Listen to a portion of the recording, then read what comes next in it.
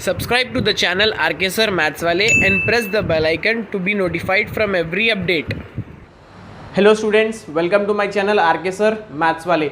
मैंने इससे पहले आपके लिए रियल नंबर्स की वीडियो एक बनाई थी जो कि इंट्रोडक्शन था।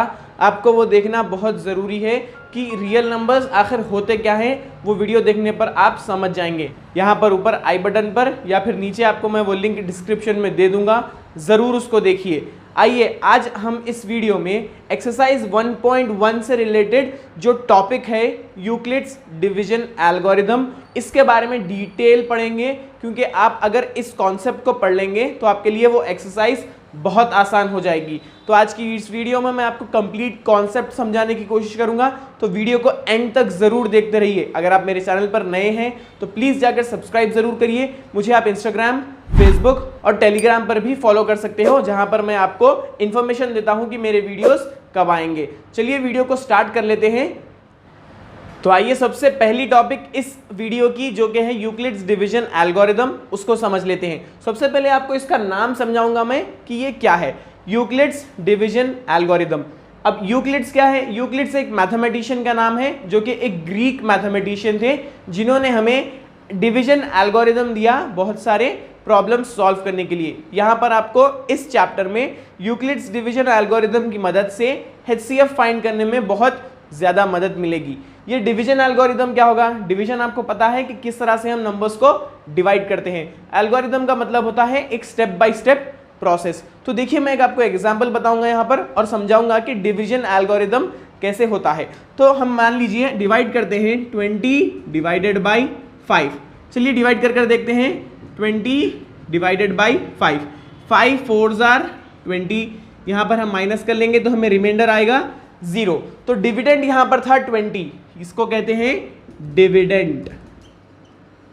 जिससे हमने डिवाइड किया उसको क्या कहेंगे? उसको हम कहेंगे डिवाइजर। ये हो जाएगा डिवाइजर। और जिसकी मदद से हमने यहाँ पर इसको डिवाइड किया उसे कहेंगे हम कोशिएंट। और लास्ट में जो बच जाएगा उसको हम कहेंगे रिमाइंडर। तो ये होता है डिवीजन यूजुअली जो हम करते हैं। अब इसी को डिवीजन एल्गोरिथम भी कह सकते हैं। क्यों? क्योंकि देखिए एक स्टेप बाय स्टेप प्रोसेस चल रहा है। यहाँ पर ये डिविडेंड कंप्लीट इक्वल है। मान लीजिए ये 20 है, 20 इक्वल है इस divisor into quotient plus remainder के। देखिए कैसा, डिवाइजर को हमने 5 को कोशिएंट से मल्टीप्लाई किया, that is 5 into 4। How much? 5 into 4 is 20 plus बच गया क्या? That is remainder. इस तरह से आप इसको स्टेप बाय स्टेप प्रोसेस में लिख सकते हो। क्या किया हमने? इस डिविडेंड को 20 is equal to 5 into 4, that is divisor into quotient plus remainder. एक और एग्जांपल लेकर बताता हूं मैं आपको। चलिए यहां पर मैं ले लूंगा 45 डिवाइडेड बाई 3। नाउ सी 45 को हमें डिवाइड करना है 3 से, तो हम करेंगे। अब डिविडेंड हमारा है 45 और डिवाइजर है 3। अब डिवाइजर से हमको क्वेश्चन को कुछ मल्टीप्लाई करना होगा, तभी हमें कुछ यहां पर आंसर आएगा। 3 1 जा 3 ले लेंगे हम, तो यहां पर हो जाएगा 4 माइनस 3 इज 1। नीचे लाइए 5 को, फिर क्या होगा? 3 5s are 15, 15 माइनस 15 इज 0। तो यहां पर रिमाइंडर कितना निकल कर आया? 0 निकल कर आया। तो अब इस फॉर्म में किस तरह से लिख सकते हैं इसको? 45 that is your dividend is equal to divisor into quotient 3 into 15 plus remainder कितना है? 0 है। तो ये क्या हो गया? ये एक फॉर्म में हमने इसको लिख दिया। तो अगर मैं इसका अब जनरल फॉर्म निकालूंगा तो कैसे बनेगा? देखिए हम यहां पर इसका जनरल फॉर्म लिखेंगे। इस डिविडेंड को हम मानेंगे A। डिविडेंड को क्या माना हमने? इस डिविडेंड को हमने माना A is equal to divisor into question को मानेंगे हम B और क्वेश्चन को लिखेंगे Q प्लस अब बचता क्या है यहां पर? रिमाइंडर। तो रिमाइंडर को किससे रिप्रेजेंट करेंगे? रिमाइंडर को रिप्रेजेंट करेंगे R से। तो क्या बन गया ये general form? A is equal to BQ plus R। यही होता है डिवीजन एल्गोरिथम। तो इसको मैं अब एक सेंटेंस के फॉर्म में बोलूंगा, समझने की कोशिश करिए। When two positive integers यहां पर हमने 2 पॉजिटिव इंटीजर्स लिए a and b, there exist a unique q and r satisfying a is equal to bq plus r, where यहां पर एक कंडीशन भी है, 0 इज लेस देन और equal to r less than b। अब ये क्या है समझिए इसको, रिमाइंडर हमेशा बड़ा होगा 0 से या फिर इक्वल होगा 0 के। यहां पर देखिए रिमाइंडर कितना आया 0, यहां पर देखिए रिमाइंडर कितना आया 0, या तो रिमाइंडर 0 होगा या फिर बड़ा होगा 0 से, ये हो गई कंडीशन।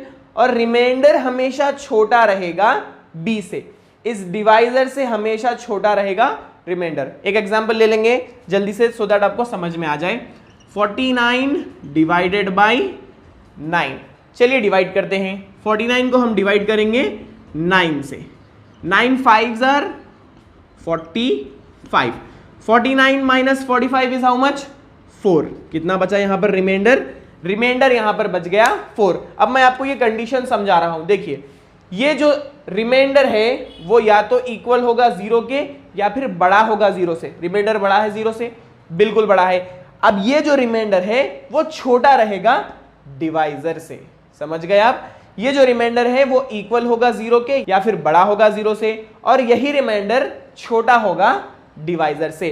तो ये है आपकी कंप्लीट डिवीजन एल्गोरिथम का फॉर्मूला, समझ लीजिए आप, which is a is equal to bq plus r where 0 is less than or equal to r less than b।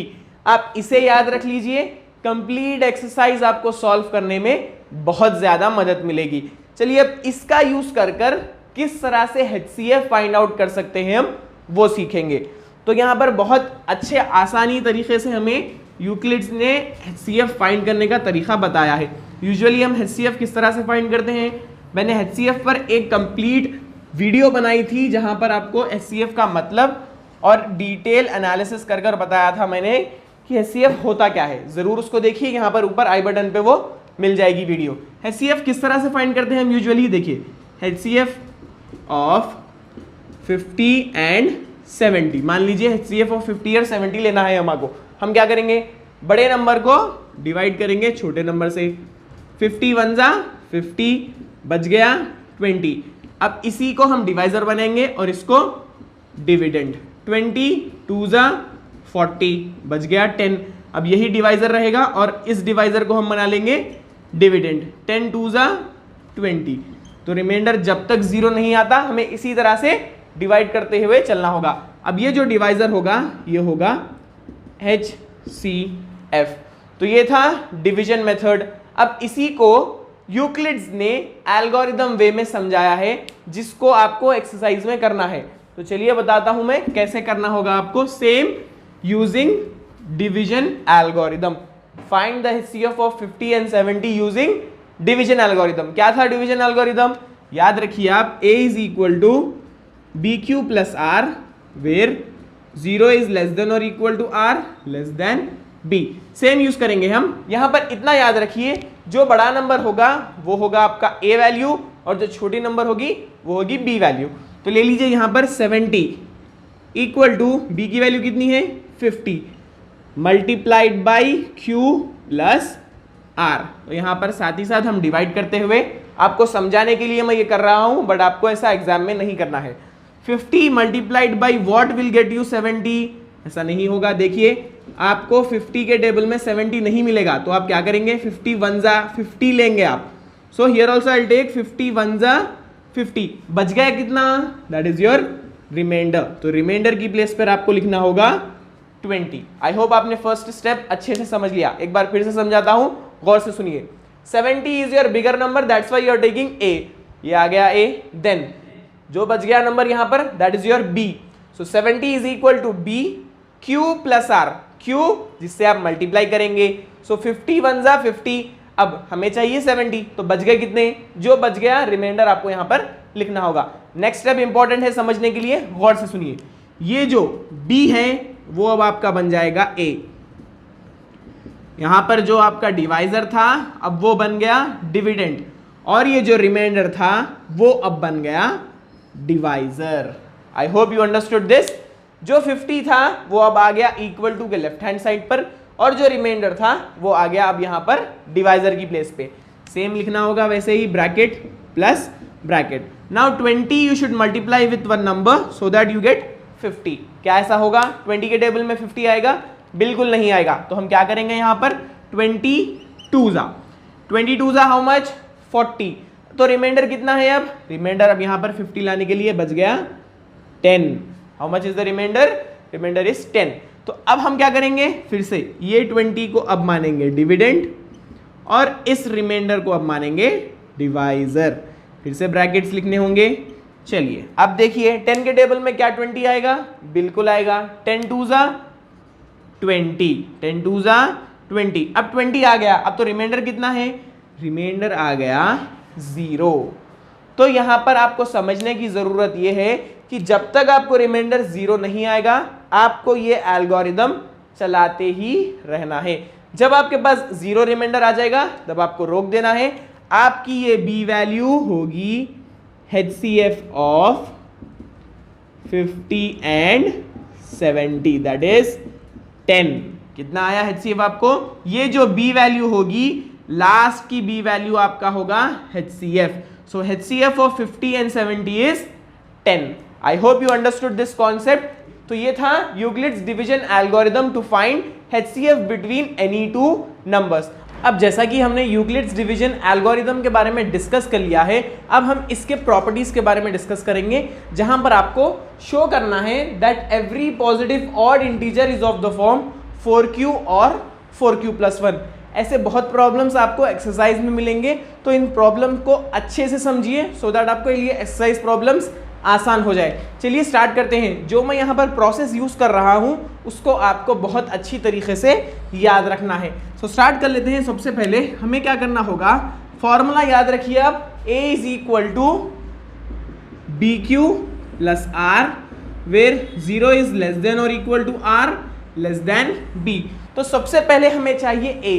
तो हमारे पास A क्या होगा? जो क्वेश्चन में आपको दिया गया है वही आपको यहाँ पर A लेना होगा। क्या लेना होगा? देखिए एवरी पॉजिटिव ऑड इंटीजर, तो हम ले लेंगे let A be a positive odd integer. A को हमने क्या मान लिया?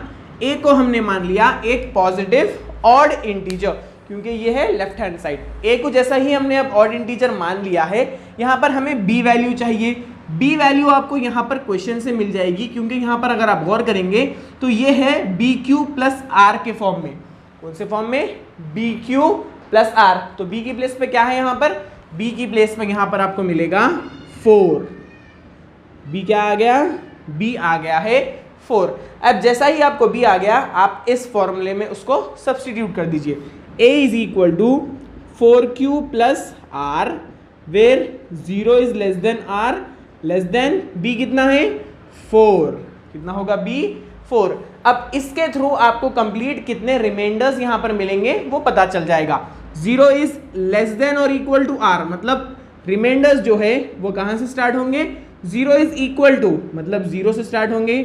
0 1 2 3। मैं यहां पर 3 पे ही क्यों स्टॉप कर रहा हूं? क्योंकि remainder is less than 4। Remainder यहां पर 4 से कम है, तो मतलब वो हो सकता है 0 1 2 और 3। तो इतने रिमाइंडर्स आपको यहां पर आ चुके हैं। अब इन रिमाइंडर्स को आपको यहां पर इसकी प्लेस पर सब्स्टिट्यूट कर देना है। तो A के वैल्यूज कितने आएंगे? A is equal to first होगा 4Q plus 0 that is 4Q only. Next 4Q plus next होगा 1, तो यहां पर लिख लेंगे 1। नेक्स्ट 4Q प्लस, अब R की प्लेस पे लिखना होगा 2। Last one is A is equal to 4Q plus R की प्लेस पे अब लिखना होगा 3। सो A is equal to 4Q, A is equal to 4Q plus 1, A is equal to 4Q plus 2, A is equal to 4Q plus 3। तो ये आ गए आपके A के वैल्यूज। अब A तो हमारा है एक पॉजिटिव ऑड इंटीजर, तो ये अगर पॉजिटिव ऑड इंटीजर है तो ऑब्वियसली उसके इक्वल टू साइड वाला भी ऑड नंबर ही, ऑड इंटीजर ही होना चाहिए। तो इसीलिए हम अब यहाँ पर देखेंगे कि कौन से यहाँ पर ऑड इंटीजर्स है और जो नहीं है वो सेटिस्फाई नहीं करेंगे। तो इसको देखिए आप, 4Q को मैं लिख सकता हूं 2 इंटू 2Q, 2 इंटू 2q। अब ये क्या है, ये है डिविजिबल बाई 2, और अगर कोई नंबर डिविजिबल बाई 2 है तो इसका मतलब है कि वो एक इवन नंबर है। एग्जाम्पल देखिए, इवन नंबर्स में यहां पर लूंगा 4, 6, 8, ये पूरे नंबर्स आराम से डिविजिबल बाई 2 है। 2 1 जा 2, 2 2 जा 4, 2 1 जा 2, 2 3 जा 6, 2 1 जा 2, 2 4 जा 8। तो इवन नंबर्स की खास बात ही यही होती है कि वो डिविजिबल बाई 2 होते हैं। तो इसका मतलब क्या हो गया कि ये a is equal to 4q जो है वो है एक even number, it is even. Bracket में मैं लिख दूंगा डिविजिबल बाई 2। नेक्स्ट देखेंगे अब 4q प्लस 1। यहां पर भी मैं 4q को 2 इंटू 2q लिख सकता हूं, बट बाद में आपको यहां पर प्लस 1 आएगा। तो ये जो इवन नंबर था हम उसको अगर प्लस 1 कर देंगे तो वो ऑड नंबर हो जाएगा। मान लीजिए ये अगर है 8, प्लस 1 करेंगे तो हो जाएगा 9। मान लीजिए ये है 14, प्लस 1 अगर करेंगे तो हो जाएगा odd. That means this is an odd number. ये क्या है, ये एक ऑड नंबर है, इट इज ऑड। नेक्स्ट चलिए 4q प्लस 2। 4q प्लस 2 को मैं कैसे लिख सकता हूं, देखिए आप 2 यहां पर दोनों में भी कॉमन मिलेगा तो ले लीजिए 2। अब आ जाएगा 2q प्लस 1। अब यहां पर कंफ्यूज मत होइए, गौर से देखिए, q को हम कुछ भी इंटीजर ले सकते हैं। चलिए मैं एग्जांपल यहां पर लेकर बताऊंगा आपको। 3, 2 3 जा 6, प्लस 1 7। ब्रैकेट के अंदर तो 7 आ गया, बट ब्रैकेट के बाहर जो कॉमन टर्म है वो है 2।